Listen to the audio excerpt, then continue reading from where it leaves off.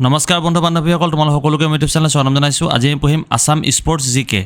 অসম ক্ৰীড়া সাধাৰণ জ্ঞান আহা ষ্টাৰ্ট কৰো কোৱেশ্চন নম্বৰ 1 খেল ধেমালি বুলি ক'লে কি বুজা ইয়াৰ কাৰেক্ট এনসাৰ হ'ব এনে ধৰণৰ শাৰীৰিক আৰু মানসিক ব্যায়াম আৰু আনন্দ উপভোগৰ বাবে কিছুমান নীতি নিয়ম মানি চলি সাধাৰণ সঁজুলি সহায়ত অংগ সঞ্চালন কৰা কাৰ্যকে খেল ধেমালি বুলি বোলা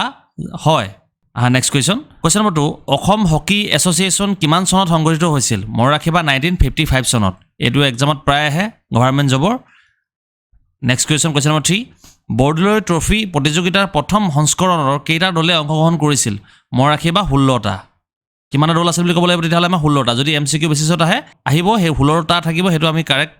বুলি ধৰিব লাগিব আহা নেক্সট কোৱেশ্চন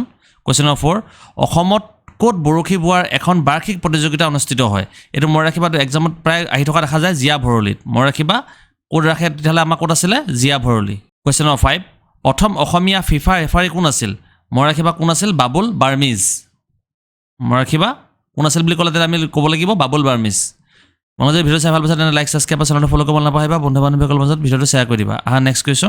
কোৱেশ্চন নম্বৰ 6 গুৱাহাটীত প্ৰথম এদিনীয়া আন্তৰ্জাতিক ক্ৰিকেট খেলখন কাৰ মাজত অনুষ্ঠিত হৈছিল মনত ৰাখিবা ৱেষ্ট ইণ্ডিজ আৰু ভাৰতৰ মাজত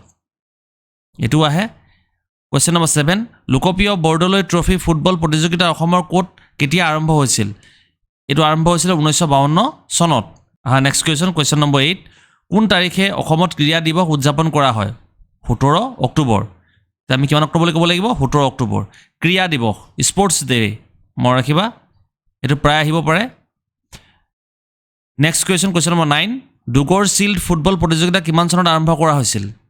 হেতু হৈছিল 1962 চনত আজিৰ লাষ্ট কোৱেশ্চন নম্বৰ 10 অসমৰ স্বাধীনতা